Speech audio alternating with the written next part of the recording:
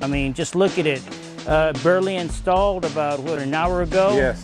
And the yard looks like it's been here for years. Who did your landscaping? He says, Johnny, call On Point. Talk to George, give him a call. He did a great job, and that's where I got the number and I called you. It's a retransformation going from brown to luscious green. I mean, On Point, your team did a fantastic job. And I'll tell you what, Texas needs your business. So once again, you know, fantastic work on this job. I mean, here's the thing, George, is that you guys come in, you guys look at the job, you guys plan ahead, you know, you guys do your homework. When you come in, you guys are ready to go.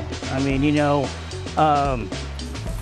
you guys put the sod in, you guys adjusted the sprinkler system, set my timer, you guys send your own instructions on how to take care of your yard for the next couple of weeks, which is the most important, and also how to maintain your yard going forward. I mean, you guys did an outstanding job. Thank you.